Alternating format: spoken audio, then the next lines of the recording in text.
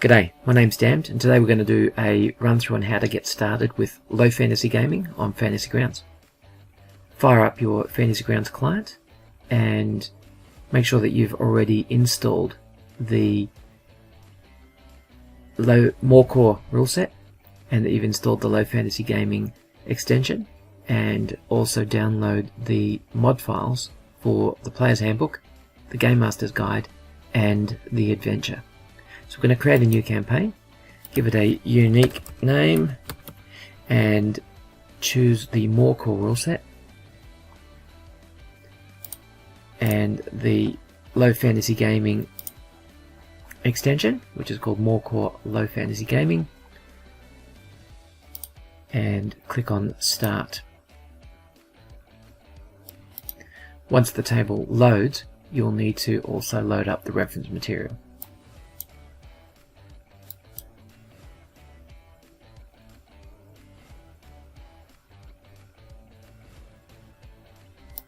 So click on Library, Modules, and I've got a lot of stuff loaded, so I'm going to filter that out. I'm going to load the Game Master's Guide. Now the Game Master's Guide is a split of the material from the first edition rule set, so we've taken out all the stuff that's GM only and we've put that into a Game Master's Guide, and we've put the rest of the material in the Player's Handbook. So we'll load both of those up, and we'll also find the Adventure, Gift of the Silent Guide, and we'll load that one up too. Now we'll start with the GM's Guide. You can see that we've got a reference manual, we've got our NPCs or our monsters, and tables. So we'll start with the reference manual, and we can see here that the reference manual is a readable format of the rulebook. It looks a whole lot like the actual paper copy of the rulebook. It's got all the text, all the content from that in there, and it's all searchable, it's linked, everything is broken down into headings and titles here, and there's also additional information such as tables, generators. So we've got the dungeon room generator, we can click on that and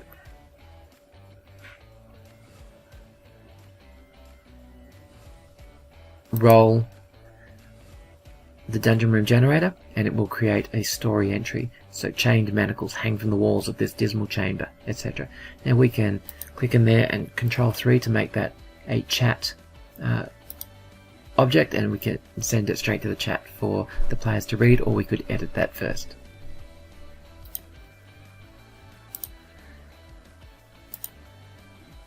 We've got lots of other content here. We've got a role here for madness traits.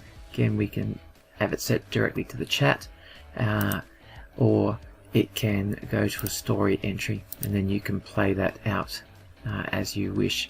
Again, we can click in here and Control 3 and set it to a proper chat entry out to the chat window.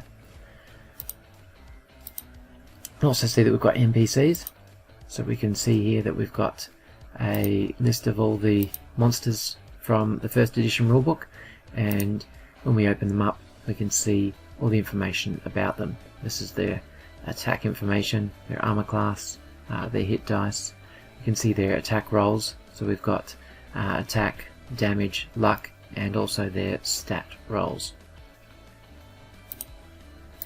And tables. We've seen a couple of tables in action already, but we can see here the additional tables. So we've got random setbacks for chasers, event master table, cities, towns and villages encounters, so we can roll that, output to chat or story.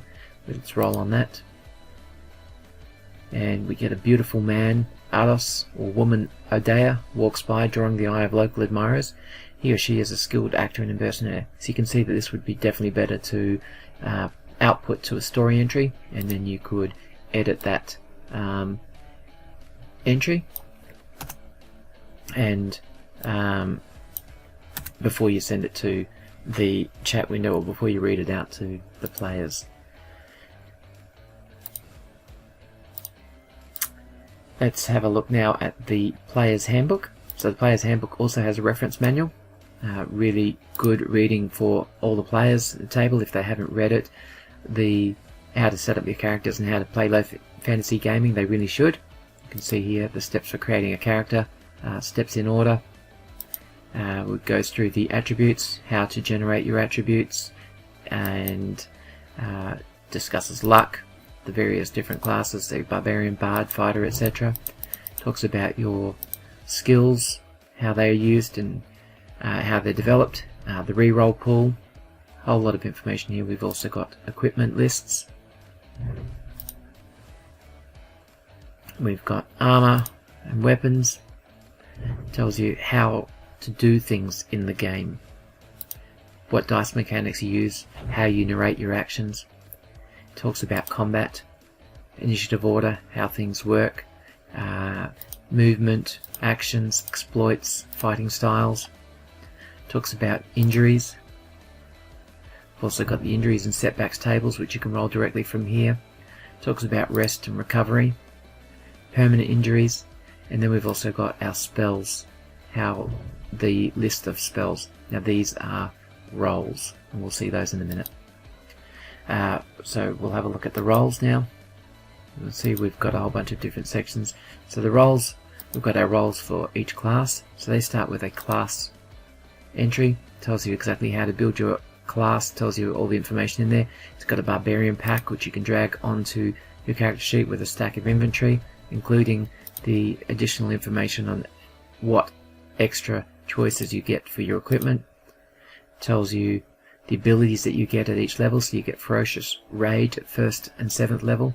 So you can see here we've got Ferocious Rage. You can drag that onto your character sheet, and it provides information on how to use that role. You also get at 1st level Wilderness Ranger. So we can find that here. Again, it's draggable onto your character sheet. So really nice and easy to use. After our classes, we've got injuries and setbacks. We've got spells. I might look at some level 3 spells. So we've got Fireball.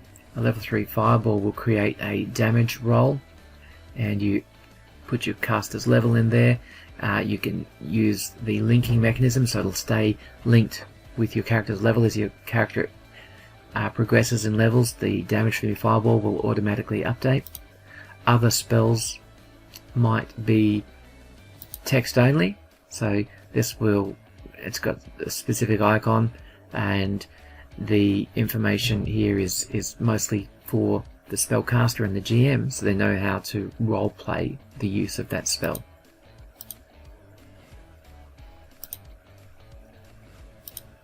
We've got our items. We'll open them up from this view and we get them broken down, so we can see we've got an armor, we've got buildings and construction, we've got ranged weapons, melee weapons, we've got your standard adventuring gear, your uncommon items. So all of that information is listed out here in drag and drop format, nice and easy to use. And parcels. So we saw the parcels earlier. They're for the they are for building your character up. So if you choose a rogue, you get a backpack, bedroll, belt pouch, caltrops, grappling hook, a lantern, oil, poison, rations, rope, silk, thieves' tools, tinderbox, water skin, and you also have to choose one melee weapon, one armor, one shield, and 1d6 gold left over. So you get to choose those specific items for your character. And finally, we'll have a quick look at the adventure, Gift of the Silent God. So again, we've got a reference manual, and this is great for the GM to read through the adventure before they play it, so that they've got a really good idea, understanding of what's going on. You can see there's also chat bubbles that send text or descriptions directly to chat for the players. When you're running an adventure, you tend to run it from the map and the story entries rather than the reference manual. Now you can run it from the reference manual, but the story items, you can edit them. So if you're wanting to change some items or some descriptions in that particular scene, you want to add some extra flavor text in there, you can do all that. You can't do that to the reference manual. That's a read-only item. So we've got our information here. You can send this stuff straight to the chat. There's an image here of the farmhouse which you can share with the players. You've also got, as we move through here, we've got random encounters. Again, we can send them to story or to parcel encounter or to chat. We're going to send them to story, and we can then manipulate this before we deal with it or add it into the storyline. We've got a map of the farmhouse, and you can see here that there are pins on the map. So if we perhaps click on this pin for the well, it'll give us a description about that. And we can also see that some of them will also have encounter information here, where you can link to the actual encounter, which can go straight into the combat tracker, and the battle can be run very quickly from there. You can also see we've got the encounter set up. There's a whole bunch of random encounters. So a random encounter, when you run this, it will generate 4d6 beastmen. And again, that can be thrown straight into the combat tracker, or it can be role played however is suitable to the adventure. We've got the images from the source book. We've got items, so these are special items that are found in this adventure, so they might be magic items or treasures. So we've got a bunch of NPCs that are specific to this adventure. Some of them are named characters, and some of them are statted monsters that vary from the first edition source book. The story entries we've already looked at. Tables, so we've got some random encounters here and something specific to the story. And parcels, these will contain collections of treasures and loot for the most part. So I hope that gives you an indication of how to get started quickly on low fantasy gaming on Fantasy Grounds. Thank you for watching the video. Keep rolling dice and keep telling great stories.